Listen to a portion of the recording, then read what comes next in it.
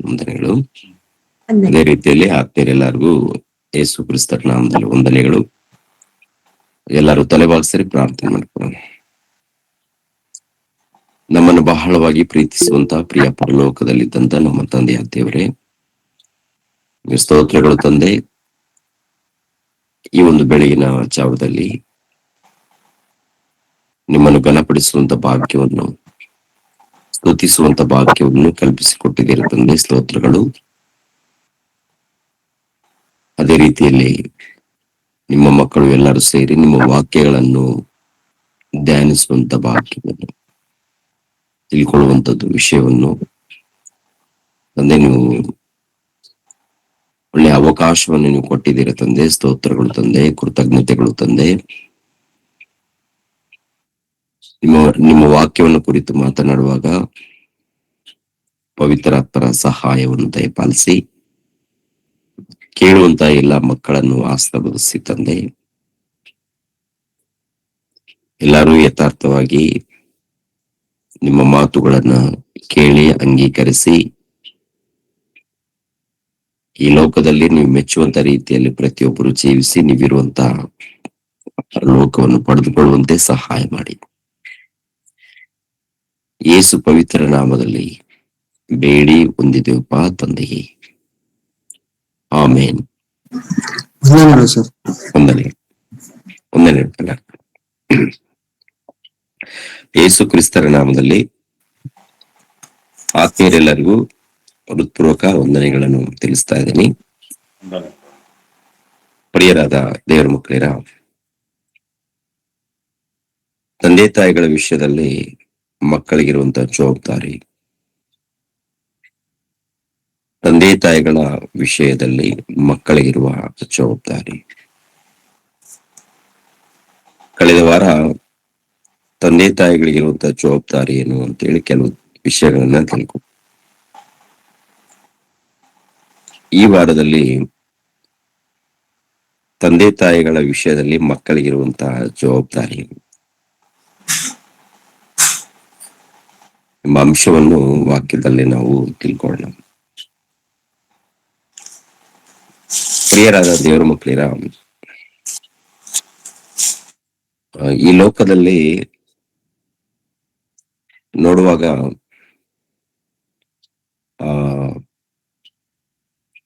ಮಕ್ಕಳನ್ನ ಬೆಳೆಸುವಂತ ವಿಧಾನ ಸರಿ ಇಲ್ಲ. ಮಕ್ಕಳನ್ನು ತಂದೆ ತಾಯಿಗಳು ಯಾವ ರೀತಿ ಬೆಳೆಸ್ತಾ ಇದ್ದಾರೋ ಅವರಿಗೆ ಗೊತ್ತಿಲ್ಲ.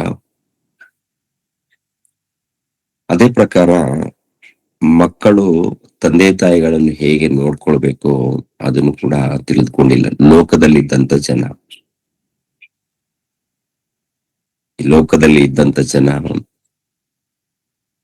ಮಕ್ಕಳನ್ನ ಕುರಿತು ಶ್ರದ್ಧೆ ಇಲ್ಲ. ಅದೇ ಪ್ರಕಾರ ತಂದೆ ತಾಯಿಗಳ ಬಗ್ಗೆ ಮಕ್ಕಳಿಗೂ ಕೂಡ ಶ್ರದ್ಧೆ ಇಲ್ಲ. ಎಲ್ಲೋ ಒಂದು ಕಡೆ ಸ್ವಲ್ಪ ಜನರು ಮಾತ್ರ ಒಳ್ಳೆ ರೀತಿಯಿಂದ, ಲೋಕದ ರೀತಿಯಲ್ಲಿ ಒಳ್ಳೆ ರೀತಿಯಿಂದ ನೋಡ್ತಾ ಇರ್ತೀವಿ. ಅಂದ್ರೆ ಕ್ರೈಸ್ತರ ಕುಟುಂಬದಲ್ಲಿ, ಪ್ರತಿ ಕುಟುಂಬದಲ್ಲಿ ತಂದೆ ತಾಯಿಗಳನ್ನ ನೋಡಿಕೊಳ್ಳುವಂತ ಜವಾಬ್ದಾರಿ ಮಕ್ಕಳಿಗಿರುತ್ತೆ. ಮಕ್ಕಳನ್ನು ದೇವರ ಮಾರ್ಗದಲ್ಲಿ ನಡೆಸುವಂತ ಜವಾಬ್ದಾರಿ ತಂದೆ ತಾಯಿಗಳಿಗೆ ಇರುತ್ತೆ. ಪ್ರತಿ ಕ್ರೈಸ್ತರಿಗೆ, ಒಬ್ಬರಿಗಲ್ಲ. ಕ್ರೈಸ್ತರ ಕುಟುಂಬದಲ್ಲಿ ಎಷ್ಟು ಮಂದಿ ಇದ್ದಾರೋ ಎಲ್ಲಾರಿಗೂ ಇರುತ್ತೆ. ಎಲ್ಲಾ ತಂದೆ ತಾಯಿಗಳಿಗೆ ದೇವರು ಹೇಳಿದ್ದೇನಪ್ಪ ಅಂದ್ರೆ, ಮಕ್ಕಳನ್ನು ಖಂಡಿತವಾಗಿ ಭಕ್ತಿ ಮಾರ್ಗದಲ್ಲಿ ನಡೆಸ್ಬೇಕು, ಕರ್ತನ ಮಾರ್ಗದಲ್ಲಿ ನಡೆಸ್ಬೇಕು, ಬೆಳೆಸ್ಬೇಕು ಅವರನ್ನು. ಇದು ಒಂದು ಕಾಲದಲ್ಲಿ ಇಸ್ರಾಯೇಲ್ರಿಗೂ ಹೇಳಿದ್ದಾರೆ. ಯೇಸು ಕ್ರಿಸ್ತರು ಬಂದ ನಂತರ ಕ್ರೈಸ್ತರಿಗೂ ಕೂಡ ಹೇಳಿದ್ದಾರೆ. ಅಂದ್ರೆ ಯೇಸು ಕ್ರಿಸ್ತರನ್ನ ಧರಿಸಿಕೊಂಡಿರುವಂತ ಕ್ರೈಸ್ತರಿಗೂ ಈ ಮಾತನ್ನ ಹೇಳ್ತಾರೆ. ಹಳೆ ಒಡಂಬಡಿಕೆಯಲ್ಲಿ ನಾವು ಅನೇಕ ವಚನಗಳನ್ನು ನೋಡ್ತೀವಿ. ತಂದೆ ತಾಯಿಗಳು ಮಕ್ಕಳನ್ನ ಹೇಗೆ ಬೆಳೆಸ್ಬೇಕು, ಅವರೊಟ್ಟಿಗೆ ಹೇಗೆ ನೀವು ನಡ್ಕೊಳ್ಬೇಕು, ಭಕ್ತಿ ವಿಷಯದಲ್ಲಿ, ಪ್ರಾರ್ಥನೆ ವಿಷಯದಲ್ಲಿ, ಆರಾಧನೆ ವಿಷಯದಲ್ಲಿ, ವಾಕ್ಯಗಳ ವಿಷಯದಲ್ಲಿ ಹೇಗೆ ತಂದೆ ತಾಯಿಗಳು ಮಕ್ಕಳ ವಿಷಯದಲ್ಲಿ ಶ್ರದ್ಧೆಯಿಂದ ನೀವು ನಡ್ಕೊಳ್ಬೇಕು ಅಂತೇಳಿ. ಕಳೆದ ವಾರ ಕೆಲವು ವಿಷಯಗಳನ್ನ ನಾವು ನೋಡಿದೀವಿ. ತಂದೆ ತಾಯಿಗಳು ಬೇಜವಾಬ್ದಾರಿಯಿಂದ ದೇವರ ವಿಷಯದಲ್ಲಿ ಆ ಶ್ರದ್ಧೆಯಿಂದ ನಡ್ಕೊಂಡಾಗ ಮಕ್ಕಳು ಕೂಡ ಹಾಗೇನೆ ನಡ್ಕೊಳ್ತಾರೆ. ಪ್ರಾರ್ಥನೆಗೆ ಹೋಗಿ ಮತ್ತೆ ಏನ್ರಿ ಮನೆಗೆ ಬಂದ ಮೇಲೆ ಲೋಕದ ರೀತಿಯಲ್ಲಿ ಮಾತುಗಳು, ಲೋಕದ ರೀತಿಯಲ್ಲಿ ಚಟಗಳು, ಲೋಕದ ರೀತಿಯಲ್ಲಿ ಜೀವಿಸಿದಾಗ ಮಕ್ಕಳು ಕೂಡ ಹಾಗೇನೆ ವೇಷಧಾರಿಗಳಾಗ್ತಾರೆ. ತಂದೆ ತಾಯಿಗಳು ಶ್ರದ್ಧೆಯಿಂದ, ಭಕ್ತಿಯಿಂದ, ನಿಷ್ಠೆಯಿಂದ ನಡೆದಾಗ ಮಕ್ಕಳಿಗೆ ಭಯ ಇರುತ್ತೆ. ತಂದೆ ತಾಯಿಗಳ ವಿಷಯದಲ್ಲಿ ನಾವು ತಿಳ್ಕೊಂಡಿರುವಂತ ವಿಷಯ ಕಳೆದ ವಾರದಲ್ಲಿ,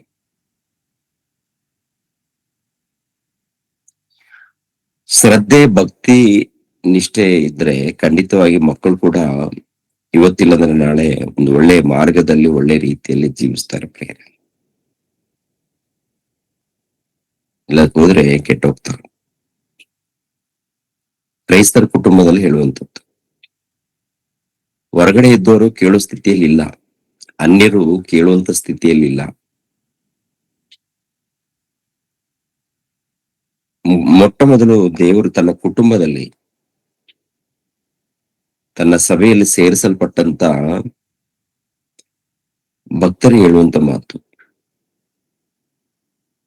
ಎಚ್ಚರಿಕೆ ಮಾತುಗಳನ್ನ. ಕೊಲಸದವರಿಗೆ ಬರೆದ ಪತ್ರಿಕೆ 3ನೇ ಅಧ್ಯಾಯ, ಕೊಲಸದವರಿಗೆ ಬರೆದ ಪತ್ರಿಕೆ 3ನೇ ಅಧ್ಯಾಯ 18ನೇ ವಚನದಿಂದ 21ನೇ ವಚನದವರೆಗೆ ನೋಡೋಣ. 18ನೇ ವಚನದಿಂದ 21ನೇ ವಚನದವರೆಗೆ. ಸ್ತ್ರೀಯರೇ, ನಿಮ್ಮ ಗಂಡಂದರಿಗೆ ಅಧೀನರಾಗಿರಿ, ಇದು ಕರ್ತನಲ್ಲಿರುವವರಿಗೆ ಯೋಗ್ಯವಾಗಿದೆ. ಪುರುಷರೇ, ನಿಮ್ಮ ಹೆಂಡತಿಯರನ್ನು ಪ್ರೀತಿಸಿರಿ, ಅವರಿಗೆ ನಿಷ್ಠುರವಾಗಿರಬೇಡಿರಿ. ಮಕ್ಕಳೇ, ಎಲ್ಲಾ ವಿಷಯಗಳಲ್ಲಿ ನಿಮ್ಮ ತಂದೆ ತಾಯಿಗಳ ಮಾತನ್ನು ಕೇಳಿರಿ, ಇದು ಕರ್ತನ ದೃಷ್ಟಿಯಲ್ಲಿ ಮೆಚ್ಚುಗೆಯಾಗಿದೆ. ತಂದೆಗಳೇ, ನಿಮ್ಮ ಮಕ್ಕಳನ್ನು ಕೆಣಕಿ ಅವರಿಗೆ ಮನಗುಂದಿಸಬೇಡಿರಿ. ಸಾಕು. ಇಲ್ಲಿ ಕುಟುಂಬದಲ್ಲಿ ಹೇಳುವಂಥದ್ದು, ಸ್ತ್ರೀಯರೇ ನಿಮ್ಮ ಗಂಡಂದರಿಗೆ ಅಧೀನರಾಗಿರ್ರಿ ಅಂತ. ಸ್ತ್ರೀಯರೇ ನಿಮ್ಮ ಗಂಡಂದರಿಗೆ ಅಧೀನರಾಗಿರ್ರಿ. ಇದು ಕರ್ತನ ಮಾತು. ಯಾರ ಮಾತೇಳಿ? ಕರ್ತನ ಮಾತು, ಕರ್ತನ ಆಜ್ಞೆಗಳಿವು. ಕುಟುಂಬ ಮನುಷ್ಯರದು ಅಲ್ಲ, ಮನುಷ್ಯರದು ಅಲ್ಲ, ಕುಟುಂಬ ದೇವರದು, ದೇವರ ಕುಟುಂಬ.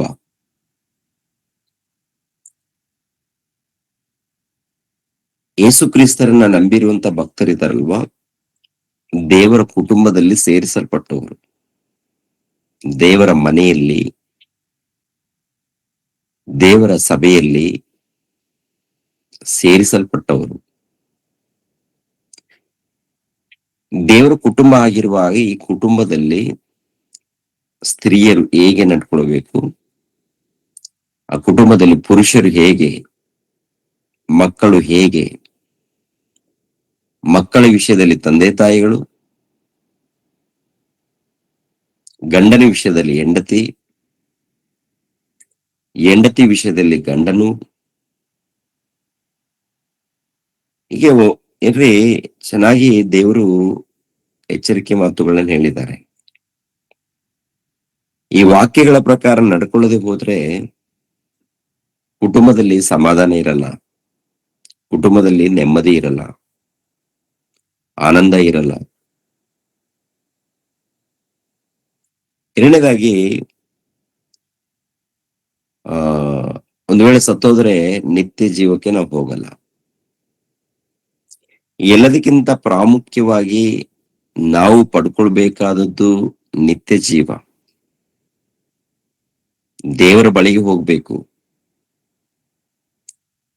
ದೇವರು ಇರುವಂತ ಪರಲೋಕವನ್ನ ನಾವು ಪಡೆದುಕೊಳ್ಬೇಕು. ದೇವರ ಬಳಿಗೆ ನಾವು ಸೇರ್ಬೇಕಾದ್ರೆ ಈ ಲೋಕದಲ್ಲಿ ದೇವರನ್ನ ನಂಬಿದ ಒಂದು ನಂಬಿಕೆ ವಿಷಯದಲ್ಲಿ, ಭಕ್ತಿ ವಿಷಯದಲ್ಲಿ,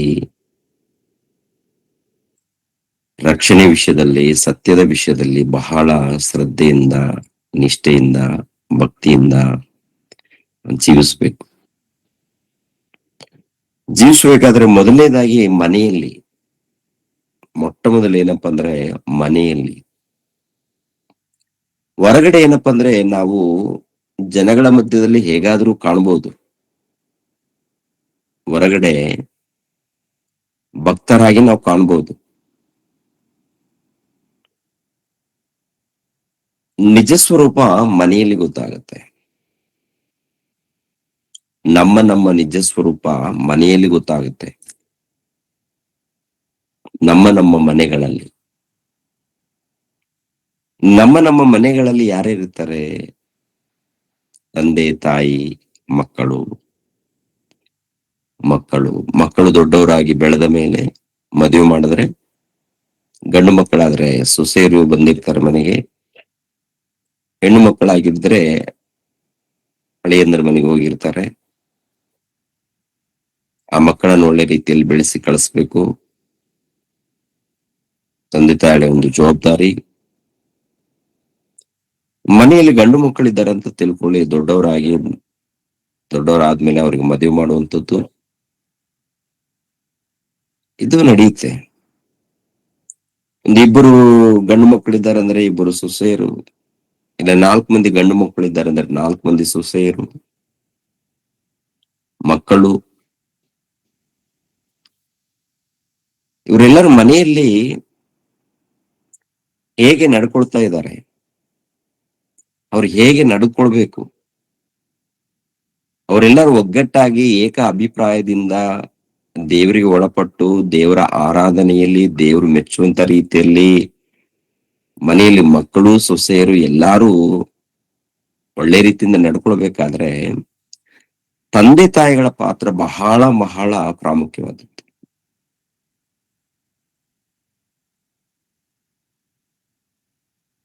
ಮನೆಯಲ್ಲಿ ತಂದೆ ತಾಯಿಗಳು ಕೆಲಸದ ವಿಷಯದಲ್ಲಿ, ಮಾತಾಡುವಂತ ವಿಷಯದಲ್ಲಿ, ಎಲ್ಲರನ್ನ ಮಕ್ಕಳನ್ನು ನೋಡ್ಕೊಳ್ಳುವಂತ ವಿಷಯದಲ್ಲಿ, ಸೊಸೆಯರನ್ನು ನೋಡ್ಕೊಳ್ಳುವಂತ ವಿಷಯದಲ್ಲಿ ಬಹಳ ಶ್ರದ್ಧೆಯಿಂದ ಇರಬೇಕಾಗತ್ತೆ. ನಾವು ರಕ್ಷಣೆ ಹೊಂದಬೇಕು, ಮಕ್ಕಳು ರಕ್ಷಣೆ ಹೊಂದಬೇಕು, ಸೊಸೆಯರು ರಕ್ಷಣೆ ಹೊಂದಬೇಕು. ರಕ್ಷಣೆ ಹೊಂದಬೇಕಾದ್ರೆ ಯಜಮಾನನ ಸ್ಥಾನದಲ್ಲಿದ್ದವರು ಸಂಪೂರ್ಣವಾಗಿ ತಗ್ಗಿಸಿಕೊಂಡು ವಿಧೇಯರಾಗಿ ಒಂದು ಭಕ್ತಿ, ಪ್ರೀತಿ, ದೇವರ ಮೇಲೆ ಇದ್ದಂತ ನಂಬಿಕೆ, ದೇವರ ಮೇಲೆ ಇದ್ದಂತ ಪ್ರೀತಿ ಇವೆಲ್ಲವೂ ನಮ್ಮ ಜೀವಿತದಲ್ಲಿ ತೋರಿಸ್ಕೊಳ್ಬೇಕಾಗತ್ತೆ. ನಟನೆ ಇರಬಾರ್ದು, ವೇಷಧಾರಣೆ ಇರಬಾರ್ದು. ಕುಟುಂಬದಲ್ಲಿ ಒಬ್ಬರ ಮೇಲೆ ಒಬ್ಬರು ದ್ವೇಷ, ಒಂದು ರೀತಿ ಹಗೆ ಇರ್ಲೇಬಾರದು. ಮೊಟ್ಟ ಮೊದಲು ಪ್ರತಿ ಕುಟುಂಬಗಳಲ್ಲಿ ಕಲಿಬೇಕಾದಂತ ವಿಷಯ, ಕ್ರೈಸ್ತರ ಕುಟುಂಬದಲ್ಲಿ ಪ್ರಾರ್ಥನೆ ಹೋಗ್ತಾರೆ, ಮತ್ತೆ ಲೋಕದಲ್ಲಿ ಅನೇಕ ಚಟಗಳನ್ನ ಕಲ್ತಿರ್ತಾರೆ ತಂದೆ ತಾಯಿಗಳು. ಮಕ್ಕಳು ಹೇಗೆ ತಯಾರಾಗ್ತಾರೆ ಹೇಳಿ? ಇವರು ಕೂಡ ಪ್ರಾರ್ಥನೆಗೆ ಹೋಗ್ತಾರೆ, ಇವರು ಕೂಡ ಲೋಕದಲ್ಲಿ ಏನ್ರಿ ತಿರುಗಾಡಕ್ ಹೋಗ್ತಾರೆ, ಇವರು ಕೂಡ ಕೆಲವು ಚಟಗಳನ್ನ ಕಲಿತಾರೆ. ಅಂದ್ರೆ ದೇವರ ವಿಷಯದಲ್ಲಿ ಭಯ ಇರಲ್ಲ, ದೇವರ ವಿಷಯದಲ್ಲಿ ಭಕ್ತಿ ಇರಲ್ಲ, ವೇಷಧಾರಣೆ ಆಗುತ್ತೆ.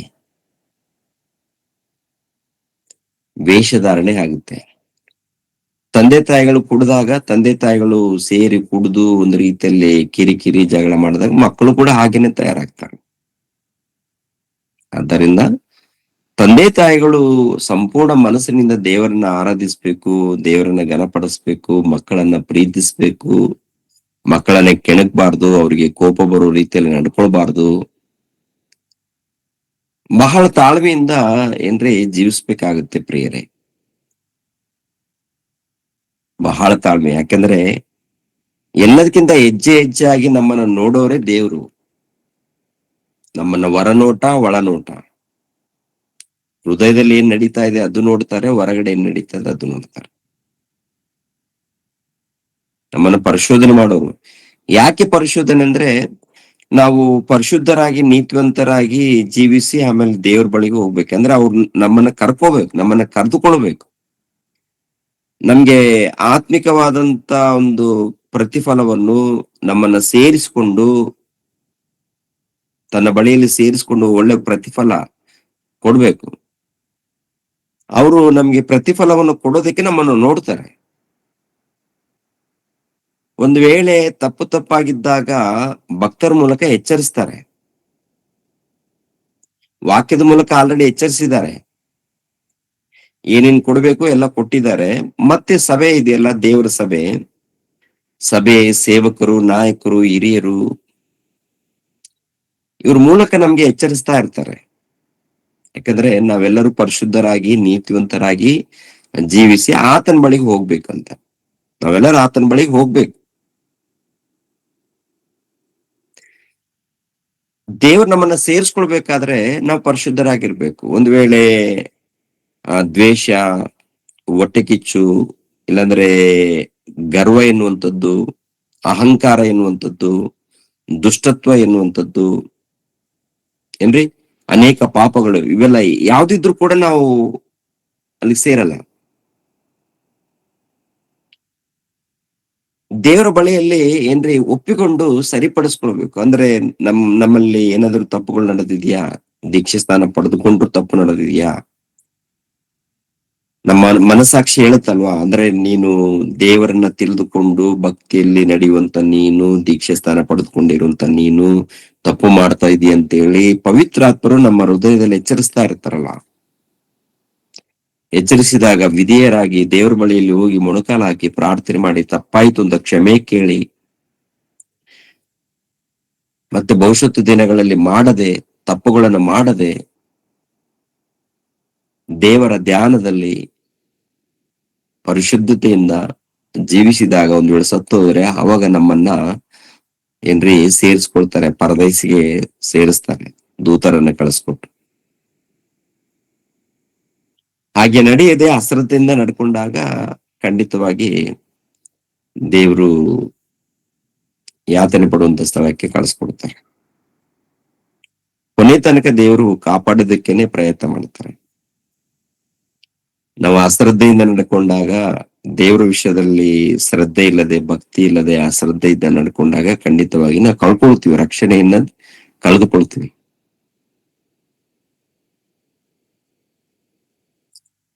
ಅದಕ್ಕೆ ರಕ್ಷಣೆಯನ್ನು ನಾವು ಸಂಪಾದಿಸಬೇಕು ಅಂದಾಗ ಅದು ದೇವ್ರ ಕೃಪೆ ಮೂಲಕ ಬಂದಿರುವಂತ ಇದು ರಕ್ಷಣೆ ಭಾಗ್ಯವನ್ನ ನಾವು ಅದನ್ನ ಕಾಪಾಡಿಕೊಳ್ಬೇಕು. ಅದು ಹೇಗೆ ಅಂತ ನೋಡುವಾಗ ನಮ್ಮ ಭಕ್ತಿ, ನಮ್ಮ ನಂಬಿಕೆ, ಅದೇ ಪ್ರಿಯರೇ ಬಹಳ ಜಾಗ್ರತೆಯಿಂದ ನಾವು ನೋಡ್ಕೋಬೇಕು. ನಮ್ಮಲ್ಲಿ ಭಕ್ತಿ ಇದೆಯಾ, ಯಥಾರ್ಥವಾದದ್ದು ಇದೆಯಾ, ಲೋಕದಲ್ಲಿ ಏನಾದ್ರೂ ಮಲಿನವಾಗಿದ್ದೀವ, ಲೋಕದಲ್ಲಿ ಏನಾದ್ರೂ ಲೋಕದ ಒಂದು ಮಲಿನತ್ವ ನಮ್ಮಲ್ಲಿ ಅಂಟುಕೊಂಡಿದೆಯಾ, ಇದು ನೋಡ್ಕೋಬೇಕು. ಕೆಲವರು ತುಂಬಾ ಮೋಸ ಹೋಗಿದ್ದಾರೆ. ಕೆಲವರು ಸಭೆ ಎಂತವ್ರು ಬಂದಿದ್ದಾರೆ ಅಂದ್ರೆ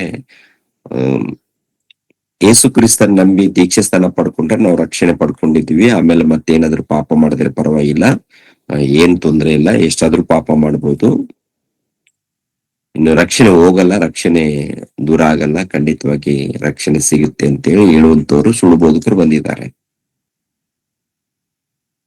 ಬಹಳ ಮಂದಿ ಸುಳ್ಳು ಬೋಧಕರು ಇದ್ದಾರೆ. ದೇವ್ರ ಕೃಪೆ ಮೂಲಕ ರಕ್ಷಣೆ ಬಂದಿದ್ದು 100% ನಿಜ, ದೇವ್ರ ಕೃಪೆನೆ, ಮತ್ತೆ ನಮ್ದೇನಿಲ್ಲ ಇಲ್ಲಿ. ದೇವ್ರು ಕೊಟ್ಟಿರುವಂತ ರಕ್ಷಣೆ ಭಾಗವನ್ನ ಉಚಿತವಾಗಿ ನಮ್ಮನ್ನ ಸೇರಿಸಿದಲ್ಲ, ಆ ಮಾರ್ಗದಲ್ಲಿ ನಡಿಬೇಕಾದ್ರೆ ಒಂದು ಶ್ರದ್ಧೆ, ಭಕ್ತಿ, ನಿಷ್ಠತೆ ಇರ್ಬೇಕಲ್ಲ. ಮತ್ತೆ ದೇವ್ರ ಮಾರ್ಗದಲ್ಲಿ ಬಂದ ಮೇಲೆ ಮತ್ತೆ ಪಾಪಗಳನ್ನು ಮಾಡ್ಕೊಂಡು ಹೋದ್ರೆ ದೇವ್ರು ಕ್ಷಮಿಸ್ತಾರ? ದೇವ್ರು ಕ್ಷಮಿಸ್ಬೇಕಾದ್ರೆ ಮತ್ತೆ ದೇವ್ರ ಬಳಿಯಲ್ಲಿ ಹೋಗಿ ಕ್ಷಮೆ ಕೇಳಬೇಕು, ತಪ್ಪಾಯ್ತು ಅಂತ ಒಪ್ಕೊಳ್ಬೇಕು. ಎರಡನೇದಾಗಿ ಬಿಡ್ಬೇಕು ಅದನ್ನ. ದೀಕ್ಷೆ ಸ್ಥಾನ ಪಡೆದುಕೊಂಡು ಮತ್ತೇನಾದ್ರೂ ಮಿಸ್ಟೇಕ್ ನಡೆದಾಗ ದೇವ್ರ ಹತ್ರ ಕ್ಷಮೆ ಕೇಳಿ ಬಿಡ್ಬೇಕು ಅದನ್ನ. ಪದೇ ಪದೇ ಮಾಡ್ಕೊಂಡು ಹೋದಾಗ ಎಷ್ಟು ಕಾಲ ಕ್ಷಮಿಸ್ತಾರೆ? ಪ್ರಾಣ ಇರೋ ತನಕ ದೇವ್ರು ಕ್ಷಮಿಸ್ತಾರಂತ ತಿಳ್ಕೊಳ್ಳೋಣ. ಆಮೇಲೆ ಪ್ರಾಣ ಹೋಗುವಂತ ಸಮಯದಲ್ಲಿ ಕೂಡ ತಪ್ಪುಗಳನ್ನು ಮಾಡ್ಕೊಂಡು ಹೋದ್ರೆ ದೇವ್ರು ಕ್ಷಮಿಸ್ತಾರ? ಕ್ಷಮಿಸಲ್ಲ ಪ್ರಿಯರೇ. ಬೆಂಕಿ ಕುಂಡಕ್ಕೆ ಹಾಕುವುದು ಖಂಡಿತವಾಗಿ, ಬೆಂಕಿ ಕುಂಡಕ್ಕೆ. ಅದಕ್ಕೆ ತಂದೆ ತಾಯಿಗಳು ಮಕ್ಕಳ ವಿಷಯದಲ್ಲಿ ಬಹಳ ಶ್ರದ್ಧೆಯಿಂದ ಇರಬೇಕು, ಭಕ್ತಿಯಿಂದ ಇರಬೇಕು. ಅದೇ ರೀತಿಯಲ್ಲಿ ಮಕ್ಕಳು ತಂದೆ ತಾಯಿಗಳನ್ನ ಹೇಗೆ ನೋಡಿಕೊಳ್ಬೇಕಂತಿರುತ್ತೆ. ಮಕ್ಕಳಿರ ನಿಮ್ಮ ತಂದೆ ತಾಯಿಗಳಿಗೆ ಒಳಪಡಿ ಅಂತ ಹೇಳ್ತಾರೆ. ಮಕ್ಕಳಿರ ನಿಮ್ಮ ತಂದೆ ತಾಯಿಗಳಿಗೆ ಒಳಪಡಿರಿ, ಸನ್ಮಾನಿಸ್ರಿ ಅಂತಾರೆ. ಮಕ್ಕಳೇ, ಎಲ್ಲಾ ವಿಷಯಗಳಲ್ಲಿ ನಿಮ್ಮ ತಂದೆ ತಾಯಿಗಳ ಮಾತನ್ನು ಕೇಳಿರಿ, ಇದು ಕರ್ತನ ದೃಷ್ಟಿಯಲ್ಲಿ ಮೆಚ್ಚುಗೆಯಾಗಿದೆ. ಆಮೇಲೆ ಇನ್ನೊಂದು ವಚನವನ್ನ ನಾವು ನೋಡೋಣ. ಎಫೆಸದವರಿಗೆ ಬರೆದ ಪತ್ರಿಕೆ 6ನೇ ಅಧ್ಯಾಯ 1ನೇ ವಚನವನ್ನು. ಮಕ್ಕಳೇ, ನೀವು ಕರ್ತನಲ್ಲಿರುವವರಿಗೆ ತಕ್ಕ ಹಾಗೆ ನಿಮ್ಮ ತಂದೆ ತಾಯಿಗಳ ಮಾತನ್ನು ಕೇಳಬೇಕು. ಇದು ಧರ್ಮ.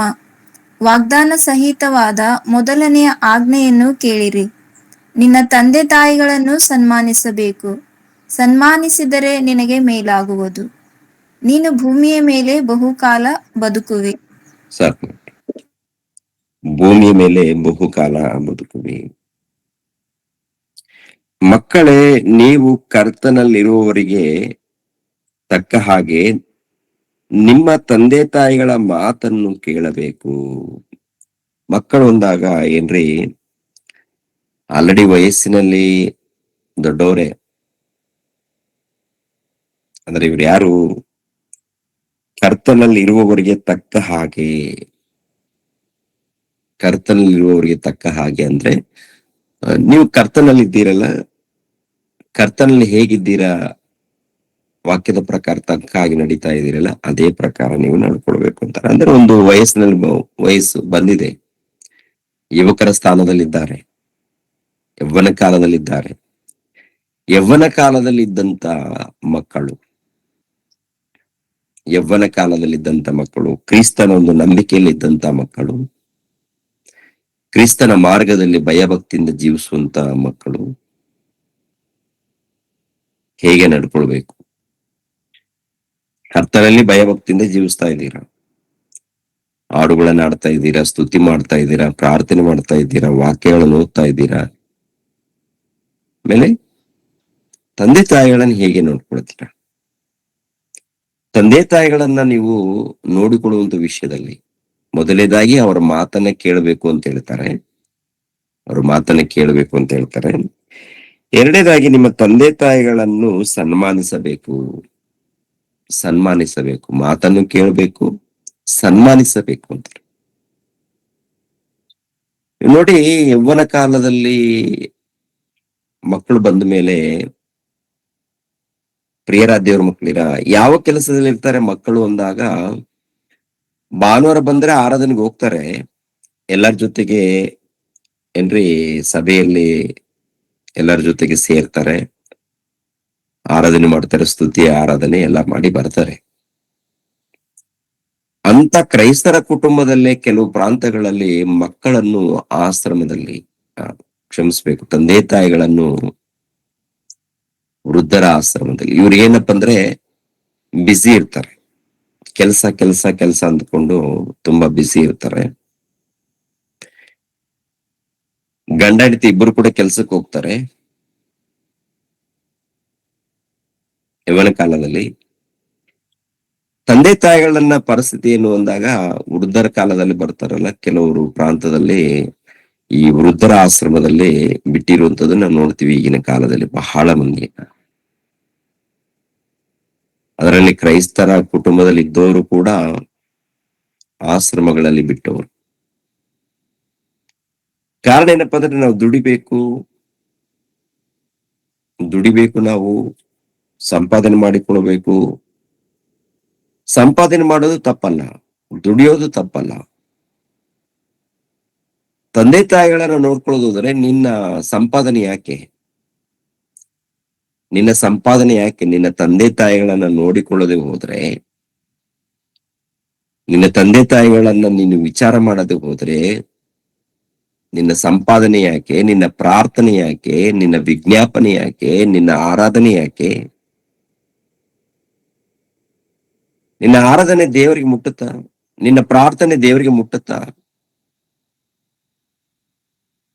ಅಂದ್ರೆ ತಂದೆ ತಾಯಿಗಳು ಕಣ್ಣೀರು ಸುರಿಸಿದಾಗ, ತಂದೆ ತಾಯಿಗಳು ಬಾಧೆ ಪಟ್ಟಾಗ ನಿನ್ನ ಪ್ರಾರ್ಥನೆ ದೇವ್ರು ಹೇಗ್ ಕೇಳ್ತಾರೆ? ಕೆಲವರು ಆಶ್ರಮದಲ್ಲಿ ಬಿಟ್ಟಾಗ ತಂದೆ ತಾಯಿಗಳ ಕುರುಗು, ಬಾಧೆ, ನೋವು ಯಾರಿಗೆ ಹೇಳ್ಕೊಳ್ತಾರೆ? ಹೊರಗಡೆ ಇದ್ದಾಗ ಪಾಪ ಕೆಲವು ಒಳ್ಳೆಯವರು ಸೇವಕರು ಇರ್ತಾರೆ. ಮಕ್ಕಳ ತಂದೆ ತಾಯಿಗಳನ್ನ ಅಂದ್ರೆ ಹೊರಗಡೆ ಇದ್ದಾಗ ಏನು ಆಶ್ರಮಗಳಲ್ಲಿ ಕೆಲವರು ಒಳ್ಳೆ ರೀತಿಯಲ್ಲಿ ನೋಡ್ಕೊಳ್ತಾರೆ. ಆದ್ರೆ ಹೊರಗಡೆ ಕೇಳಿದ ರೀತಿಯಲ್ಲಿ ಇರಲ್ಲ ಪರಿಸ್ಥಿತಿ. ಕಷ್ಟ ಇರುತ್ತೆ. ಮಕ್ಕಳೇ ನೋಡ್ಕೊಳ್ಳದೆ ಇದ್ದಾಗ ಹೊರಗಡೆ ಹೇಗ್ ನೋಡ್ಕೊಳ್ತಾರೆ? ತಂದೆ ಏನ್ರಿ ವಯಸ್ಸಾಗಿರುತ್ತೆ ಪಾಪ, ಅಲ್ಲಲ್ಲಿ ಕೆಲವರು ರಸ್ತೆಯಲ್ಲಿ ಇದ್ದಿರ್ತಾರೆ. ರಸ್ತೆಯಲ್ಲಿ ಕಾರಣ ಏನಪ್ಪಾ ಅಂದ್ರೆ ಮನೆಯಲ್ಲಿ ತಡೆದುಕೊಳ್ಳದೆ ಮನೆಯಲ್ಲಿ ಹಿಂಸೆಗಳು, ಬಾಧೆಗಳು. ಇವರು ಪ್ರಾರ್ಥನೆಗೆ ಹೋಗ್ತಾರೆ, ಆರಾಧನೆಗೆ ಹೋಗ್ತಾರೆ, ಕೆಲವು ಕಡೆ ಏನ್ರಿ ಮತ್ತೆ ತಂದೆ ತಾಯಿಗಳನ್ನ ಹಿಂಸೆ ಕೊಡ್ತಾರೆ.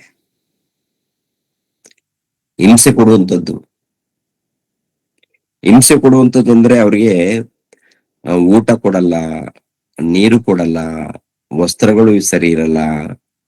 ಏನಾದ್ರೂ ಅನಾರೋಗ್ಯ ಬಂದ್ರೆ ಔಷಧಿ ಬಗ್ಗೆ ಶ್ರದ್ಧೆ ಇರಲ್ಲ.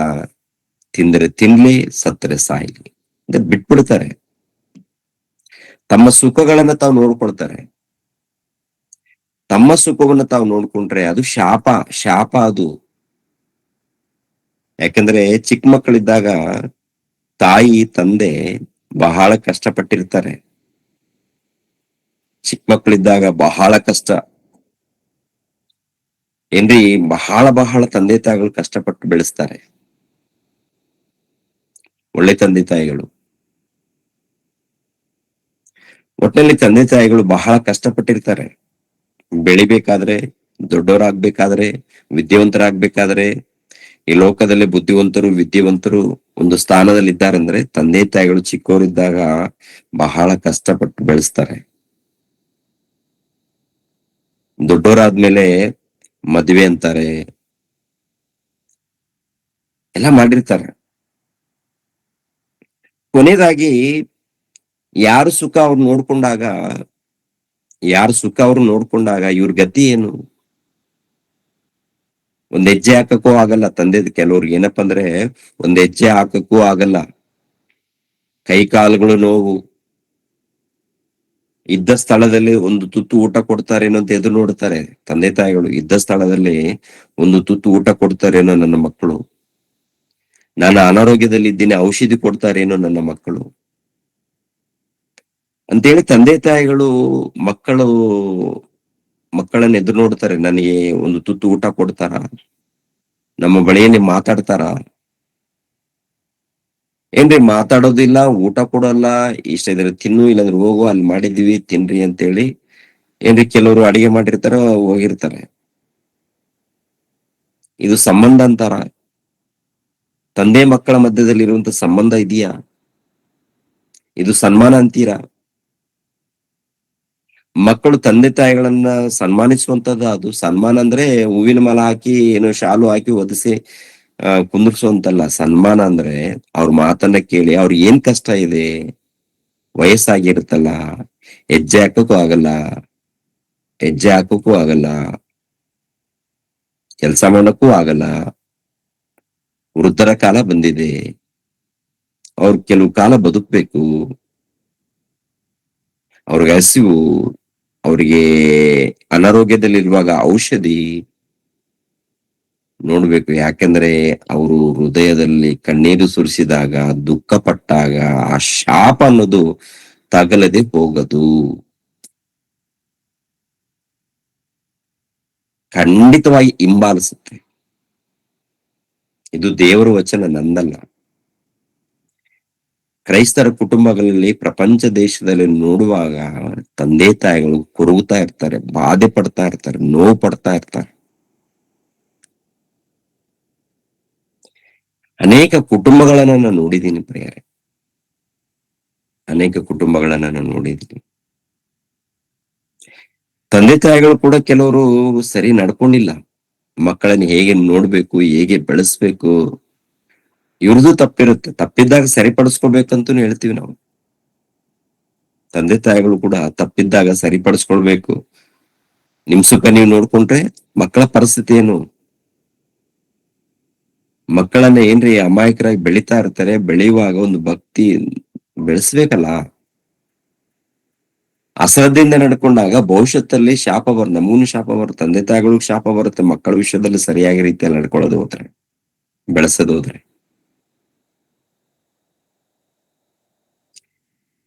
ತಂದೆ ತಾಯಿಗಳನ್ನ ಒಳ್ಳೆ ರೀತಿಯಿಂದ ನೋಡ್ಕೊಳ್ಬೇಕು. ಯಾವುದೇ ಕಾರಣಕ್ಕೂ ಏನ್ರಿ ಬೇಜಾರು ಇಲ್ಲಾಂದ್ರೆ ನೊಂದುಕೊಳ್ಳುವುದು, ಬಾಧೆ ಪಡೋ ಅವಶ್ಯಕತೆ ಇಲ್ವೇ ಇಲ್ಲ. ಯಾಕೆಂದ್ರೆ ದೇವರ ಬಳಿಯಲ್ಲಿ ನಾವು ಪ್ರತಿಫಲ ಪಡ್ಕೋಬೇಕಲ್ಲ. ದೇವರ ಬಳಿಯಲ್ಲಿ ಪ್ರತಿಫಲ ಪಡ್ಕೊಳ್ಬೇಕಾದ್ರೆ ನಾವು ನಡ್ಕೊಳ್ಳುವಂತ ವಿಧಾನದ ಮೇಲೆ ಇರುತ್ತೆ. ನಾವು ಯಾವ ರೀತಿ ನಡ್ಕೊಂಡಿದೀವಿ ಲೋಕದಲ್ಲಿ, ತಂದೆ ತಾಯಿಗಳ ವಿಷಯದಲ್ಲಿ ಹೇಗೆ ನಡ್ಕೊಂಡಿದ್ದೀವಿ. ತಂದೆ ತಾಯಿಗಳನ್ನೇ ಪ್ರೀತಿಸದ ನಾವು, ತಂದೆ ತಾಯಿಗಳನ್ನೇ ಪ್ರೀತಿಸದ ನಾವು, ತಂದೆ ತಾಯಿಗಳನ್ನೇ ಸನ್ಮಾನಿಸದ ನಾವು, ಆರಾಧನೆ ಆರಾಧನೆ ಸ್ತುತಿ ಆರಾಧನೆ ಸ್ತುತಿ ಆರಾಧನೆ ಹಲ್ಲೆಲೂಯಾ ದೇವ್ರ ಸ್ತೋತ್ರ ಅಂದ್ರೆ ದೇವ್ರು ಕೇಳ್ತಾರ? ದೇವ್ರು ಕೇಳ್ತಾರ? ಮನೆಯಲ್ಲೇ ದೇವರು ಸಂಬಂಧ ನೋಡ್ತಾರೆ. ನಮ್ಮ ಸಂಬಂಧ ಹೇಗಿದೆ, ತಂದೆ ತಾಯಿಗಳ ಮಧ್ಯದಲ್ಲಿ, ಮಕ್ಕಳು ತಂದೆ ತಾಯಿಗಳ ಮಧ್ಯದಲ್ಲಿ ಸಂಬಂಧ ಹೇಗಿದೆ. ಮಾನವರು ಹೋಗಿ ನಿಂತ್ಕೊಂಡು ಕಣ್ಣುಗಳನ್ನು ಮುಚ್ಚಿ ಆರಾಧನೆ ಆರಾಧನೆ ಸ್ತುತಿಯ ಏಸಪ್ಪ ನೀವಂದ್ರೆ ಪ್ರಾಣಪ್ಪ. ಮನುಷ್ಯರ ಮಧ್ಯದಲ್ಲಿ, ನಮ್ಮ ಮಧ್ಯದಲ್ಲಿ ನಾವು ಮೋಸ ಹೋಗ್ಬೋದು, ದೇವ್ರು ಮೋಸ ಹೋಗ್ತಾರ? ಇನ್ನು ಬಾಯಿ ಮಾತಿನಿಂದ ಹೊಗಳ್ತಾ ಇದ್ದಾನೆ, ಆದರೆ ಹೃದಯದಲ್ಲಿ ಕಪಟ ವೇಷಧಾರಣ ಇಟ್ಕೊಂಡಿದ್ದಾನೆ ಅಂತ ಹೇಳಿ ದೇವ್ರಿಗೆ ಗೊತ್ತಾಗಲ್ವಾ? ದೇವ್ರಿಗೆ ಗೊತ್ತಿಲ್ವಾ? ತಂದೆ ತಾಯಿಗಳನ್ನ ಪ್ರೀತಿಸದ ನಾವು ದೇವರನ್ನ ಪ್ರೀತಿಸ್ತಾ ಇದ್ದೀವಿ ಅಂತ ಅಂದಾಗ ಅದು ಸರಿನಾ? ದೇವರನ್ನ ನಾವು ಪ್ರೀತಿಸ್ತಾ ಇದೀವಿ ಅಂದ್ರೆ ತಂದೆ ತಾಯಿಗಳನ್ನು ಗೌರವಿಸ್ಬೇಕಂತಾರೆ, ಸನ್ಮಾನಿಸ್ಬೇಕಂತಾರೆ, ಪ್ರೀತಿಸ್ಬೇಕು ಅಂತಾರೆ. ನಿನ್ನ ಪೂರ್ಣ ಹೃದಯದಿಂದ, ನಿನ್ನ ಪೂರ್ಣ ಪ್ರಾಣದಿಂದ, ನಿನ್ನ ಪೂರ್ಣ ಆತ್ಮದಿಂದ, ಶಕ್ತಿಯಿಂದ ದೇವರನ್ನ ಪ್ರೀತಿಸಿರುವ ಪ್ರಕಾರ ನಿನ್ನ ತಂದೆ ತಾಯಿಗಳನ್ನು ಕೂಡ ಪ್ರೀತಿಸುವ ಕೆಲಸದಲ್ಲಿ ನೀರ್ಬೇಕು, ಪ್ರೀತಿಸ್ಬೇಕು. ತಂದೆ ತಾಯಿಗಳನ್ನು ಯಾರೇ ಆಗಿರ್ಬೋದು, ಆತ್ಮೀಯ ತಂದೆ ತಾಯಿಗಳನ್ನು ಪ್ರೀತಿಸ್ಬೇಕು, ಆತ್ಮೀಯ ತಂದೆ ತಾಯಿಗಳನ್ನು ಪ್ರೀತಿಸ್ಬೇಕು. ದ್ವೇಷ ಇರ್ಕೂಡ್ದು, ಅಸಹ್ಯ ಇರ್ಕೂಡ್ದು, ಏನ್ರಿ ಬೇಡವೇ ಬೇಡ ರೀ. ದ್ವೇಷ ಇಟ್ಕೊಂಡ್ರೆ ಅವ್ರಿಗೆಲ್ಲ ನಮ್ಮನ್ನ ನಾವೇ ಮೋಸ ಮಾಡ್ಕೊಳ್ತಾ ಇದೀವಿ ಅಂತ ಅರ್ಥ. ಇನ್ನೊಬ್ಬರ ಮೇಲೆ ದ್ವೇಷ ಇಟ್ಕೊಂಡಿದೀವ, ಇನ್ನೊಬ್ಬರ ಮೇಲೆ ದ್ವೇಷ ಇಟ್ಕೊಂಡ್ರೆ ಅದು ಪಾಪ ಎಂಬ ರೋಗ ರೀ. ಇನ್ನೊಬ್ಬರ ಮೇಲೆ ಹಾಗೆ ಇಟ್ಕೊಂಡಿದೀವ, ಇನ್ನೊಬ್ಬರ ಮೇಲೆ ಹಾಗೆ ಇಟ್ಕೊಂಡ್ರೆ ಪಾಪ ಎಂಬ ರೋಗ ರೀ ಅದು. ತಂದೆ ತಾಯಿಗಳನ್ನ ನಾವು ಸರಿ ನೋಡ್ಕೊಳ್ತಾ ಇಲ್ವಾ, ಪಾಪ ಎಂಬ ರೋಗದಲ್ಲಿ ಇದ್ದೀವಿ ಪ್ರಿಯರೇ, ಪಾಪ ಎಂಬ ರೋಗದಲ್ಲಿ ಇದ್ದೀವಿ. ದೇವರನ್ನ ನಾವು ಪ್ರೀತಿಸ್ತಾ ಇದೀವಿ, ದೇವರ ಸೇವೆ ನಾವು ಮಾಡ್ತಾ ಇದೀವಿ, ದೇವರನ್ನ ನಾವು ಆರಾಧಿಸ್ತಾ ಇದೀವಿ ಅಂದ್ರೆ ಮೊಟ್ಟ ಮೊದಲು ಮನೆಯಲ್ಲಿ ಒಬ್ರಿಗೊಬ್ರು ಅರ್ಥ ಮಾಡಿಕೊಂಡು ಮಕ್ಕಳು ತಂದೆ ತಾಯಿಗಳನ್ನ ನೋಡ್ಕೊಳ್ಳುವಂತ ವಿಧಾನ. ಯಾಕಂದ್ರೆ ಇವ್ರು ವಯಸ್ಸಾಗಿರ್ತಲ್ಲ, ಹೆಂಗಿದ್ರು ಪರವಾಗಿಲ್ಲ, ವಯಸ್ಸಲ್ಲಿ ಇದ್ರೂ ಪರವಾಗಿಲ್ಲ, ಇಲ್ಲದೆ ಇದ್ರೂ ಪರವಾಗಿಲ್ಲ, ನಮ್ಮ ಜವಾಬ್ದಾರಿ ಏನಪ್ಪಾ ಅಂತ ನೋಡುವಾಗ ತಂದೆ ತಾಯಿಗಳನ್ನ ಯಾವ ರೀತಿ ಸನ್ಮಾನಿಸ್ಬೇಕು ಯಥಾರ್ಥವಾಗಿ, ಅಣ್ಣ ತಮ್ಮಂದಿರನ್ನ ಹೇಗೆ ನೋಡ್ಕೊಳ್ಬೇಕು ಮನೆಯಲ್ಲಿ, ಹೊರಗಡೆ ಸಭೆಯಲ್ಲಿ ಇದ್ದವರು ಕೂಡ ಅವರು ಕೂಡ ಅಣ್ಣ ತಮ್ಮಂದಿರಲ್ವಾ, ಸಭೆಯಲ್ಲಿ ನಡ್ಕೊಳ್ಬೇಕಲ್ವಾ. ಮೊಟ್ಟ ಮೊದಲು ಮನೆಯಲ್ಲಿ ಕಲಿಯದು ಹೋದ್ರೆ, ಮನೆಯಲ್ಲಿ ಸರಿಯಾಗಿ ಇಲ್ಲದೆ ಹೋದ್ರೆ ಸಭೆಯಲ್ಲಿ ಹೇಗ್ರಿ ನಾವ್ ಇರಕ್ಕಾಗತ್ತೆ. ಕಪಟ ಬಿಟ್ರೆ, ವೇಷಧಾರಣೆ ಬಿಟ್ರೆ, ವೇಷಧಾರಣೆಯಲ್ಲಿದ್ರೆ ಕಪಟದಲ್ಲಿದ್ರೆ ಪ್ರಿಯರೇ ನಾವು ಸೇರ್ಕೊಳ್ತೀವ ಪರಲೋಕಕ್ಕೆ. ಪ್ರಾಮುಖ್ಯವಾದದ್ದು ಪರಲೋಕ ಅಲ್ವಾ, ನಿತ್ಯ ಜೀವ ಅಲ್ವಾ, ಸ್ವರ್ಗ ಅದೇ ಅಲ್ವಾ. ನಿತ್ಯ ಜೀವನ ಕೊಡ್ತೀನಿ ಮಕ್ಕಳಿರ, ನಿತ್ಯ ಜೀವನ ಕೊಡ್ತೀನಿ ಮಕ್ಕಳಿರ, ನನ್ನ ಮಾತನ್ನ ಕೇಳಿ ಮಕ್ಕಳಿರ, ನನ್ನ ಬಳಿಗೆ ಬನ್ನಿ ಮಕ್ಕಳಿರ ಅಂತೇಳಿ ದೇವರು ಎರಡು ಕೈಗಳನ್ನು ಚಾಚಿ ಕರಿತಾ ಇದ್ದಾರಲ್ಲ, ನಮ್ಮನ್ನು ಕಾಪಾಡೋದಕ್ಕೆ ಕರೀತಾರಲ್ಲ. ಅನೇಕ ಸಾರಿ ಬುದ್ಧಿ ಮಾತನ್ನ ಹೇಳ್ತಾರಲ್ಲ, ಎಚ್ಚರಿಕೆ ಮಾತುಗಳನ್ನ ಹೇಳ್ತಾರಲ್ಲ, ನಾನ್ ನಿಮ್ ಜೊತೆಲಿ ಇರ್ತೀನಿ, ಭೂಲೋಕದಲ್ಲಿ ಯಾವ ಚಿಂತೆ ಮಾಡಕ್ ಹೋಗ್ಬೇಡ, ನಾನಿದ್ದೀನಿ, ನಾನ್ ನಿಮ್ಮ ಜೊತೆಲಿ ಇರ್ತೀನಿ, ನಾನಿದ್ದೀನಿ, ನಾನ್ ಕಾಪಾಡ್ತೀನಿ. ಯಾಕೆ ಚಿಂತೆ ಮಾಡ್ತೀರಾ? ಊಟದಗೋಸ್ಕರ ಚಿಂತೆ ಮಾಡ್ತೀರಾ? ಲೋಕದಲ್ಲಿದ್ದವ್ರು ಚಿಂತೆ ಮಾಡ್ತಾರೆ, ನಿಮ್ಗೆ ಯಾಕಪ್ಪ ಚಿಂತೆ? ನಾನಿದ್ದೀನಲ್ಲ. ಕಷ್ಟ ಬಂದಿದೆ ಅಂತ ಚಿಂತೆ ಮಾಡ್ತೀರಾ? ಯಾಕೆ ಚಿಂತೆ ಮಾಡ್ತೀರಾ? ನಾನಿದ್ದೀನಲ್ಲ. ಯಾರು ಮರ್ತರು ಮರಿಬಹುದು, ಕೊನೆದಾಗಿ ಎತ್ತ ತಾಯಿ ಮರ್ತರು ಮರಿಬಹುದು, ನಾನು ಯಾಕೆ ನಿನ್ನನ್ನು ಮರಿತೀನಿ? ನನ್ನ ಪ್ರಾಣ ನೀನು, ನನ್ನ ಪ್ರಿಯನು ನೀನು, ನನ್ನ ಸೊತ್ತು ನೀನು, ನನ್ನ ಸೊತ್ತು ನೀನು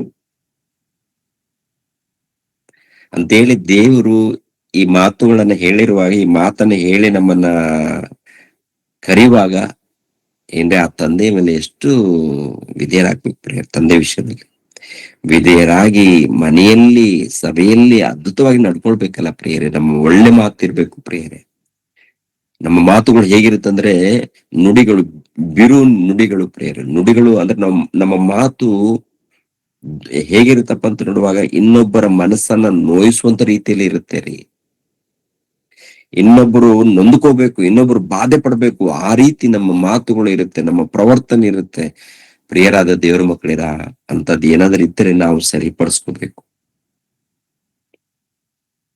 ದೇವರ ಬಳಿಯಲ್ಲಿ. ಅಂದ್ರೆ ನಮ್ಮ ಮನೆಗಳಲ್ಲಿ ಮೊಣಕಾಲಾಕಿ ಪ್ರಾರ್ಥನೆ ಮಾಡಿ, ತಂದೆ ನನ್ನಲ್ಲಿ ವೇಷಧಾರಣೆ ಎಂಬ ರೋಗ ಇದೆ ತಂದೆ, ಇನ್ನೊಬ್ಬರನ್ನ ಅಸೂಯೆ ಪಡ್ತಾ ಇದ್ದೀನಿ, ಏನೇನೋ ನಡೀತಾ ಇದೆ ತಂದೆ ಅಂತ ಹೇಳಿ ದೇವರ ಬಳಿಯಲ್ಲಿ ಮೊಣಕಾಲಾಕಿ ಕ್ಷಮೆ ಕೇಳ್ಬೇಕು. ಎಲ್ಲರ ಬಳಿಯಲ್ಲಿ ಪ್ರೀತಿಯಿಂದ ನಡ್ಕೊಳ್ಬೇಕು, ಪ್ರೀತಿಯಿಂದ ನಡೆದುಕೊಳ್ಬೇಕು. ಆ ಪ್ರೀತಿಯಿಂದ ನಡೆದುಕೊಂಡಾಗ, ಪ್ರೀತಿಯಿಂದ ಮಾತಾಡಿಸಿದಾಗ, ದೊಡ್ಡವ್ರ ಮನೆಯಲ್ಲಿ ಯಾರಾದ್ರೂ ಇದ್ರೆ ಅನಾರೋಗ್ಯದಲ್ಲಿದ್ರೆ ಆ ರೋಗ ಬೇಗ ವಾಸಿ ಆಗುತ್ತಾರೆ.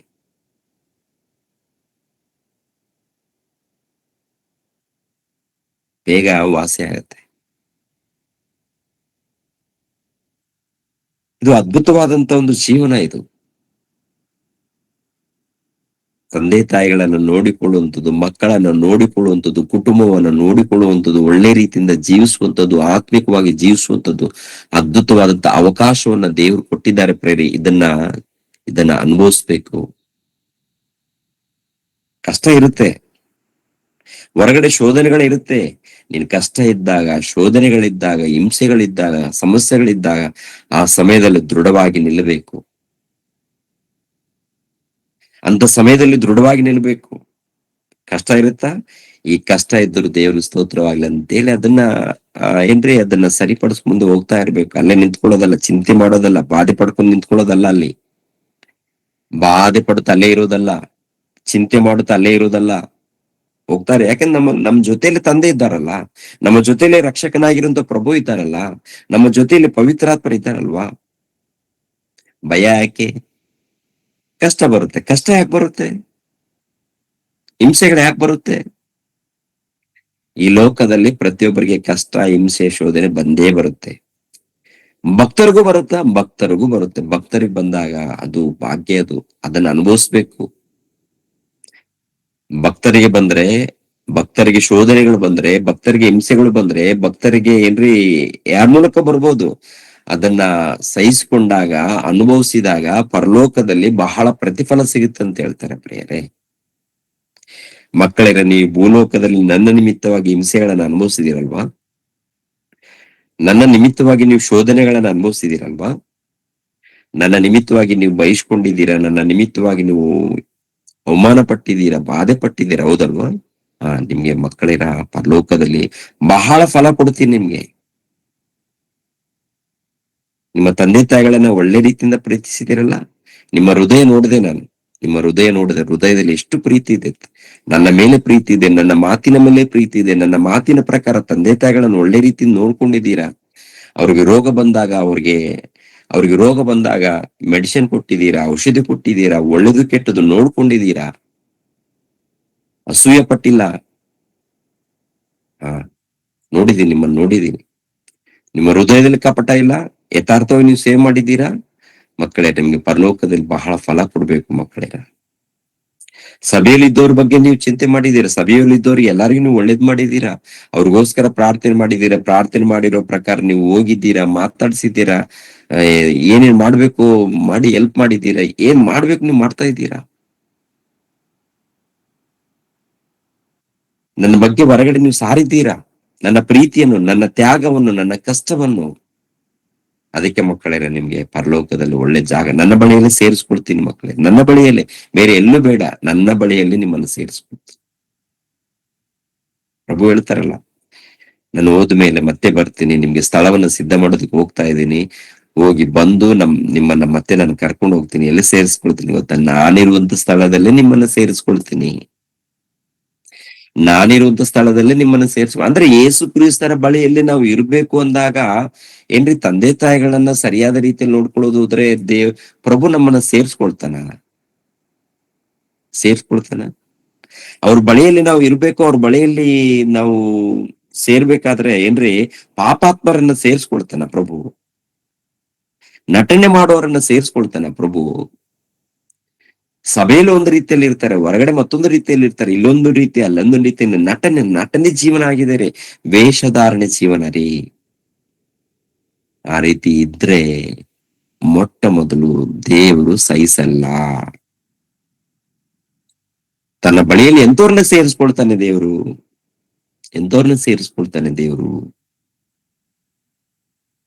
ಕಪಟವಿಲ್ಲದವರನ್ನ, ವೇಷಧಾರಿಗಳನ್ನಲ್ಲ, ಕಪಟವಿಲ್ಲದವರು,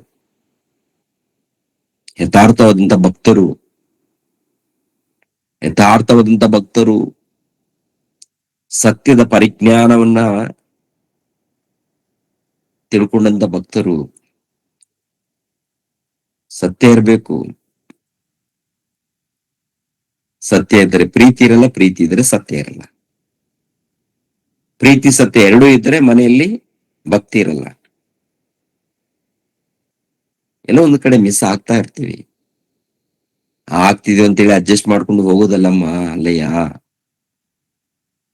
ಯಾಕಂದ್ರೆ ದೇವರ ಬಳಿಯಲ್ಲಿ ಶ್ರೇಷ್ಠರಾಗಿ ನಿಲ್ಬೇಕು, ದೇವರ ಬಳಿಯಲ್ಲಿ ಒಳ್ಳೆ ಹೆಸರನ್ನ ಪಡ್ಕೋಬೇಕು, ದೇವರ ಬಳಿಯಲ್ಲಿ ಒಳ್ಳೆ ಹೆಸರನ್ನ ಪಡ್ಕೊಳ್ಬೇಕಂದ್ರೆ ಮೊಟ್ಟ ಮೊದಲು ನಿನ್ನ ಕುಟುಂಬದಲ್ಲಿ ಹೇಗೆ ನಿನ್ನ ಜೀವನ, ನಿನ್ನ ತಂದೆ ತಾಯಿಗಳ ವಿಷಯದಲ್ಲಿ ನಿನ್ನ ಪ್ರವರ್ತನೆ ಹೇಗಿದೆ, ನಿನ್ನ ಮಾತು ಹೇಗಿದೆ, ನಿನ್ನ ಜೀವನ ಹೇಗಿದೆ. ನಿನ್ನ ತಂದೆ ತಾಯಿಗಳ ವಿಷಯದಲ್ಲಿ ಮೊಟ್ಟ ಮೊದಲು ನಿನ್ನ ತಂದೆ ತಾಯಿಗಳನ್ನು ನೋಡು, ಸನ್ಮಾನಿಸಬೇಕು ಅಂದಾಗ ಅವ್ರಿಗೆ ಏನ್ ಸಮಸ್ಯೆ ಇದೆ, ಹಸಿವಾಗ್ತಾ ಇದೆಯಾ, ಗಮನಿಸು. ಅವ್ರಿಗೇನಾದ್ರು ತಿನ್ನೋದು ಕೊಡ್ಬೇಕಾ, ನೀನ್ ಗಮನಿಸಿ. ಅವ್ರು ಅನಾರೋಗ್ಯದಲ್ಲಿದ್ದಾರಾ, ಔಷಧಿ. ಏನ್ ಬೇಕು, ಮತ್ತೇನ್ ಬೇಕು? ನಿನ್ನ ಕೆಲಸ ನೀನ್ ನೋಡ್ಬೇಕು. ಹೌದು, ಇರುತ್ತೆ, ಶೋಧನೆ ಇರುತ್ತೆ, ಕಷ್ಟ ಇರುತ್ತೆ, ತಾಳ್ಮೆಯಿಂದ ಇರ್ಬೇಕು. ತಾಳ್ಮೆಯಿಂದ ಯಾಕೆ? ನೀನ್ ದೇವರಿಗೆ ಮಗನಾಗಿರುವುದರಿಂದ, ದೇವರಿಗೆ ನಿನ್ನ ಮಗಳಾಗಿರುವುದರಿಂದ ತಾಳ್ಮೆಯಿಂದ ನೀನ್ ನಡ್ಕೊಳ್ಬೇಕು. ಲೋಕದಲ್ಲಿ ಯಾರು ತಂದೆಯೋ, ಯಾರು ತಾಯಿಯೋ, ಯಾರ ಮಕ್ಕಳು ಒಂದು ಅರ್ಥ ಆಗಲ್ಲ ರೀ ಪ್ರಿಯರ ದೇವ್ರ ಮಕ್ಕಳು. ಲೋಕದಲ್ಲಿ ಎಲ್ಲಾರು ಹುಚ್ಚು ಏನ್ರಿ, ಐಶ್ವರ್ಯದ ಹುಚ್ಚು, ಹಣ ಹಣ ಹಣ, ಸಂಪತ್ತು, ಹೇಗಾದ್ರೂ ಮಾಡಿ ಸಂಪಾದನೆ ಮಾಡ್ಕೊಳ್ಬೇಕು. ತಂದೆ ತಾಯಿಗಳನ್ನ ತಿರಸ್ಕರಿಸಿ, ತಂದೆ ತಾಯಿಗಳನ್ನ ದೂರ ಮಾಡಿಕೊಂಡು ಸಂಪಾದನೆಯಲ್ಲಿದ್ದಾರೆ. ಒಟ್ಟಿನಲ್ಲಿ ಸಂಪಾದನೆ ಮಾಡುವಂಥದ್ದು ತಪ್ಪು ಅಂತ ನಾನು ಹೇಳ್ತಾ ಇಲ್ಲ, ಮಾಡಿಕೊಳ್ಳಿ. ಆದರೆ ಯಥಾರ್ಥವಾದ ಭಕ್ತಿ ಇರಬೇಕು. ತಂದೆ ತಾಯಿಗಳನ್ನು ನೋಡ್ಕೊಳ್ಬೇಕು. ತಂದೆ ತಾಯಿಗಳನ್ನು ನೋಡಿಕೊಳ್ಳದೆ ಹೋದ್ರೆ ಈ ಲೋಕದಲ್ಲಿ ಹೆಚ್ಚು ಕಾಲ ಬದುಕಲ್ಲ, ಸತ್ತರ ನಿತ್ಯ ಜೀವ ಹೋಗೋದೇ ಇಲ್ಲ. ಎಷ್ಟು ದೊಡ್ಡ ಸೇವಕರಾಗಿರ್ಬೋದು, ಎಷ್ಟು ದೊಡ್ಡ ಸೇವೆನೂ ಮಾಡಿರ್ಬೋದು, ಸುವಾರ್ತೆ ಹೇಳಿರ್ಬೋದು, ಸೇವೆ ಮಾಡಿರ್ಬೋದು, ಸೇವೆಗೋಸ್ಕರ ಸಹಾಯ ಮಾಡಿರ್ಬೋದು. ಬೆಂಕಿ ಕೊಂಡದಲ್ಲಿ ಕಠಿಣವಾದ ತೀರ್ಪು. ಆತ್ಮ ಸಾಯುವುದಿಲ್ಲ, ಬೆಂಕಿ ಆರುವುದಿಲ್ಲ, ಗೋಳಾಟ. ಅಂದ್ರೆ ಸೇರ್ಸ್ಕೊಳ್ಳೋದನ್ನ ದೇವರು ತನ್ನ ಬಳಿಯಲ್ಲಿ ಸೇರ್ಸ್ಕೊಳ್ಳಲ್ಲ. ತನ್ನ ಬಳಿಯಲ್ಲಿ ಸೇರಿಸ್ಬೇಕಾದ್ರೆ, ದೇವರು ತನ್ನ ಬಳಿಯಲ್ಲಿ ಸೇರಿಸ್ಕೊಳ್ಬೇಕಾದ್ರೆ ಮೊಟ್ಟ ಮೊದಲು ಗುಣಗಳನ್ನೋದು ಬಹಳ ಪ್ರಾಮುಖ್ಯ. ಪ್ರವರ್ತನೆ ಅನ್ನೋದು ಬಹಳ ಪ್ರಾಮುಖ್ಯ. ಪರಿಶುದ್ಧತೆ ಪರಿಶುದ್ಧತೆ ಇಲ್ಲದೆ ಹೋದರೆ ದೇವರನ್ನ ಕಾಣಲ್ಲ, ದೇವರ ಸನ್ನಿಧಿಗೆ ಸೇರಲ್ಲ.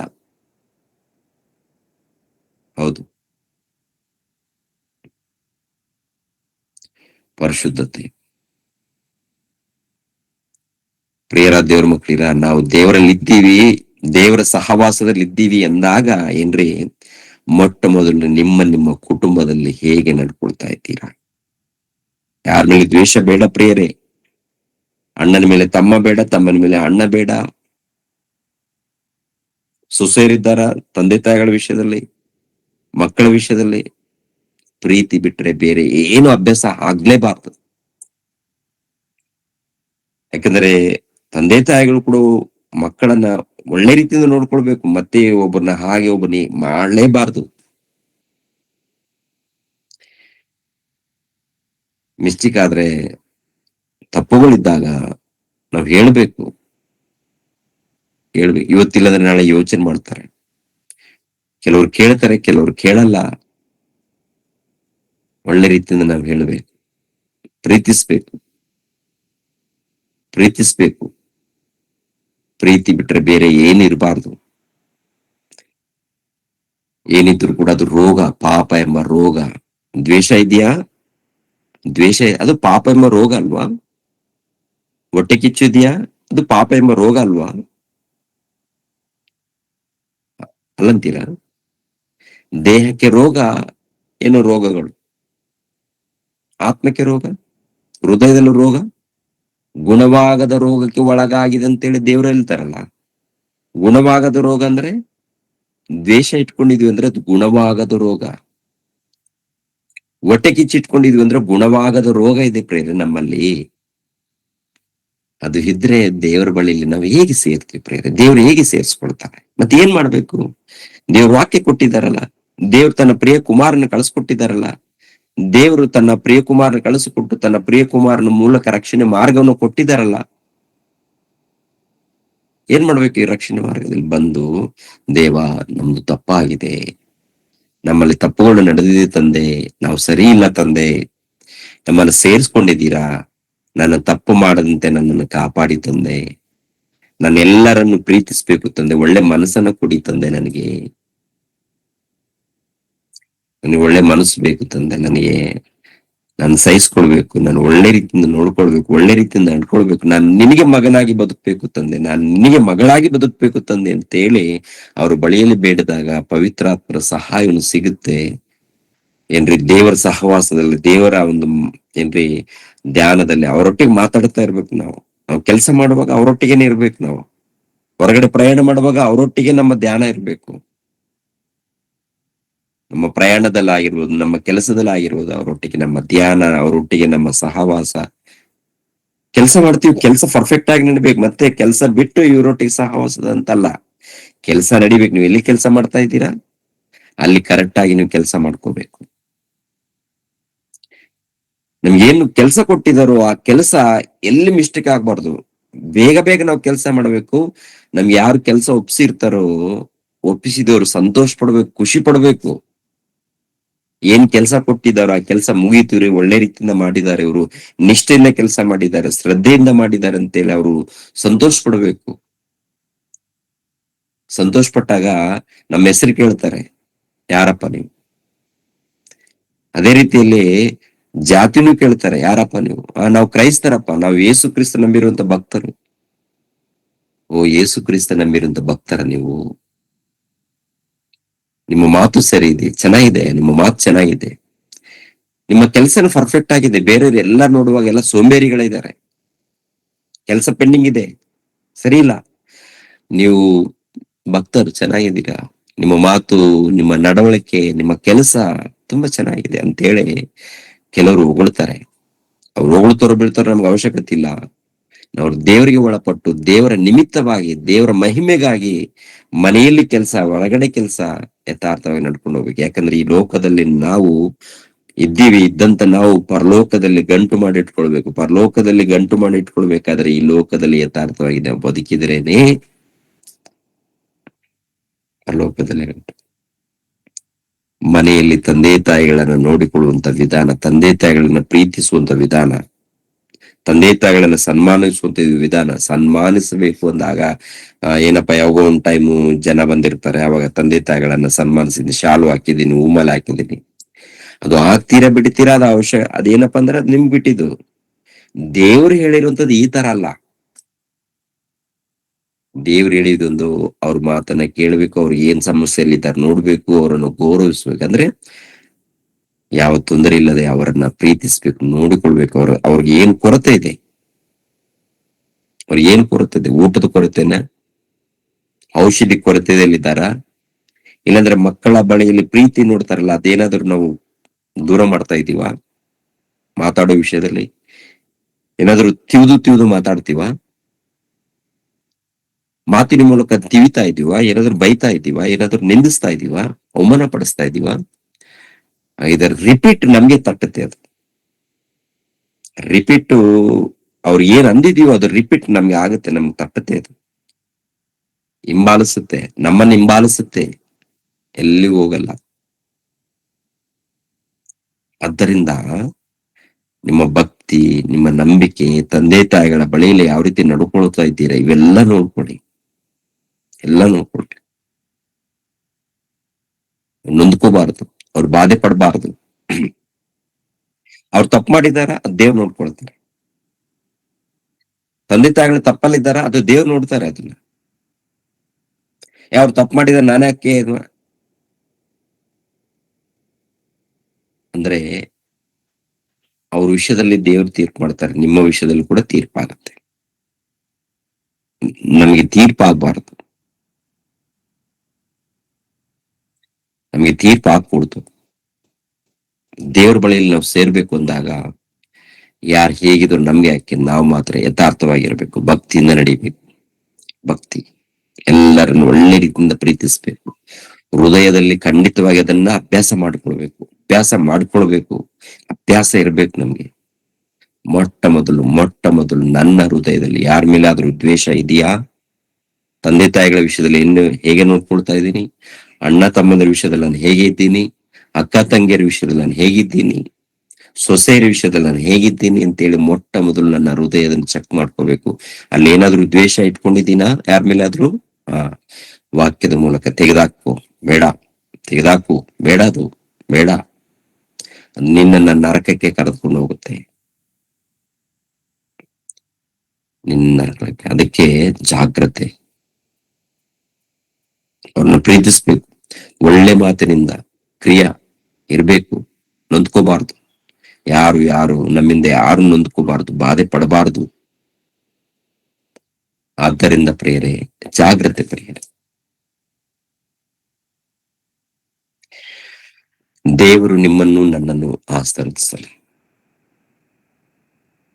ಓಕೆ, ಪ್ರಾರ್ಥನೆ ಮಾಡಿಕೊಂಡು ಮುಗಿಸೋಣ. ಒಂದು ಚಿಕ್ಕ ಪ್ರಕಟಣೆ. 16ನೇ ತಾರೀಕು 16ನೇ ತಾರೀಕು ಬೆಳಿಗ್ಗೆಯಿಂದ ಸಂಜೆ ತನಕ ಒಳ್ಳೆ ಕಾರ್ಯಕ್ರಮ. 16ನೇ ತಾರೀಕು ಇಲ್ಲೇ ಸಭೆಯಲ್ಲೇನೆ ಗೂಗಲ್ ಮೀಟ್ ಇಲ್ಲೇ ಇರುತ್ತೆ, ಎಲ್ಲರೂ ಸೇರಿ ಇಲ್ಲೇ ಗೂಗಲ್ ಮೀಟ್ ಅಲ್ಲಿ ಜಾಯಿನ್ ಆಗ್ಬೋದು. ಪ್ರಾರ್ಥನೆ ಬೆಳಿಗ್ಗೆ 5 ಗಂಟೆಗೆ ಪ್ರಾರ್ಥನೆ, 6:30ಗೆ ಟೀ ಬ್ರೇಕ್ ಇರುತ್ತೆ. ಮತ್ತೆ 10 ಗಂಟೆ ಒಳಗಡೆ 8 ಗಂಟೆಗೆ ಟಿಫಿನ್ ಬ್ರೇಕ್ ಸಿಗುತ್ತೆ. ಮತ್ತೆ 10 ಗಂಟೆ ಒಳಗಡೆ ಎಲ್ಲಾರು ರೆಡಿಯಾಗಿ 10 ಗಂಟೆಗೆ ಪ್ರಾರ್ಥನೆ ಇರುತ್ತೆ, 1 ಗಂಟೆ ತನಕ, ಇಲ್ಲ 12ವರೆಗೆಲ್ಲ ಮುಗಿಸ್ತೀವಿ ಬೇಗನೆ. ಮಧ್ಯಾಹ್ನ 2 ಗಂಟೆಗೆ ಬೈಬಲ್ ಪರೀಕ್ಷೆ ಇದೆ. 16ನೇ ತಾರೀಕು ಬೈಬಲ್ ಪರೀಕ್ಷೆ ಇದೆ. ಪರೀಕ್ಷೆ ಬರೆಯೋರೆಲ್ಲರೂ ಕೂಡ ಸಿದ್ಧರಾಗ್ರಿ. ಆಮೇಲೆ ಮಧ್ಯಾಹ್ನ 2 ಗಂಟೆಯಿಂದ 5 ಗಂಟೆ ತನಕ, ಸಂಜೆ 6 ಗಂಟೆಯಿಂದ 9 ಗಂಟೆವರೆಗೆ ಚರ್ಚ್ 3ನೇ ವಾರ್ಷಿಕೋತ್ಸವ ಕಾರ್ಯಕ್ರಮ ಇದೆ. ಓಕೆ, ಈ ಕಾರ್ಯಕ್ರಮದಲ್ಲಿ ಎಲ್ಲರೂ ಕುಟುಂಬ ಸಹಿತವಾಗಿ ಬನ್ನಿ, ಎಲ್ಲರೂ ಭಾಗವಹಿಸ್ರಿ. ಈ ಕಾರ್ಯಕ್ರಮದ ನಿಮಿತ್ತವಾಗಿ ಎಲ್ಲರೂ ಪ್ರಾರ್ಥಿಸ್ರಿ. ಭಾನುವಾರ, ಅದೇ ಶನಿವಾರ ಆದ್ಮೇಲೆ ಭಾನುವಾರ 17ನೇ ತಾರೀಕು ಬೆಳಿಗ್ಗೆ ಆರಾಧನೆ ಕಾರ್ಯಕ್ರಮ ಮುಗಿಸ್ಕೊಂಡು ನಮ್ಮ ಸ್ಥಳಕ್ಕೆ ನಾವು ಪ್ರಯಾಣ ಮಾಡ್ತೀವಿ. ಆದ್ದರಿಂದ ಈ ಎಲ್ಲಾ ಕಾರ್ಯಕ್ರಮಗಳ ನಿಮಿತ್ತವಾಗಿ ಪ್ರಾರ್ಥಿಸ್ರಿ. ಎಲ್ಲರೂ ಕುಟುಂಬ ಸಹಿತವಾಗಿ ಬನ್ನಿ. ಪರೀಕ್ಷೆ ಬರೆಯುವಂತ ಎಲ್ಲರೂ ಕೂಡ ವಾಕ್ಯವನ್ನು ಸಿದ್ಧ ಮಾಡಿ ಎಲ್ಲರೂ ಸ್ಟಡಿ ಆಗ್ರಿ, ಚೆನ್ನಾಗಿ ಬರೀರಿ. ಭವಿಷ್ಯತ್ತು ದಿನಗಳಲ್ಲಿ ಸೇವಕರಾಗಬೇಕು, ಅನೇಕ ಪ್ರಾಂತಗಳಲ್ಲಿ ಹೋಗಿ ಸುವಾರ್ತೆಯನ್ನು ಸಲ್ಲಿಸಬೇಕು, ಸುವಾರ್ತೆ ಸಾರಬೇಕು. ಆದ್ದರಿಂದ ದೇವ್ರು ಕೊಟ್ಟಂತ ಈ ಒಳ್ಳೆ ಅವಕಾಶವನ್ನ ಪ್ರತಿಯೊಬ್ಬರು ಸದ್ವಿನಿಯೋಗ ಮಾಡಿಕೊಳ್ಳಿ ಪ್ರಿಯರೇ. ಎಲ್ಲರೂ ತಲೆವಾಗ್ಸರಿ ಪ್ರಾರ್ಥನೆ ಮಾಡಿ ನಾನು ಮುಗಿಸ್ತೀನಿ. ಸರ್ವಲೋಕವನ್ನು ಉಂಟು ಮಾಡಿರುವಂತ ಸರ್ವೇಶ್ವರನಾದ ನಮ್ಮ ತಂದೆಯಾದ ದೇವರೇ, ನಿಮಗೆ ಸ್ತೋತ್ರಗಳು. ಇಲ್ಲಿವರೆಗೆ ಕೆಲವು ಮಾತುಗಳನ್ನ ಮಾತಾಡಿದ್ವಿ ತಂದೆ. ತಂದೆ ತಾಯಿಗಳು ಹೇಗೆ ಇರಬೇಕು, ಮಕ್ಕಳು ಹೇಗೆ ತಂದೆ ತಾಯಿಗಳ ವಿಷಯದಲ್ಲಿ ನಡ್ಕೊಳ್ಬೇಕು, ಅಂತೇಳಿ ಕೆಲವು ವಾಕ್ಯಗಳನ್ನ ತಿಳ್ಕೊಂಡಿದೆ. ಹೌದು ತಂದೆ, ಪ್ರತಿಯೊಂದು ನೀವು ಎಚ್ಚರಿಸಿದ್ದೀರ ತಂದೆ. ಈ ಲೋಕದಲ್ಲಿ ತಂದೆ ತಾಯಿಗಳು ಹೇಗೆ ನಡೆದುಕೊಳ್ಬೇಕು ಮಕ್ಕಳ ವಿಷಯದಲ್ಲಿ,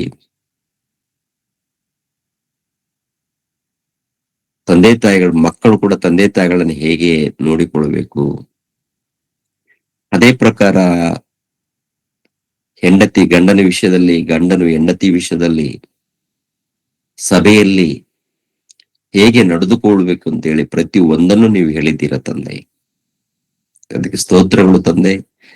ಪ್ರತಿ ವಾಕ್ಯಗಳನ್ನ ಕೇಳಿ ಹೃದಯದಲ್ಲಿ ಸೇರಿಸಿಕೊಂಡು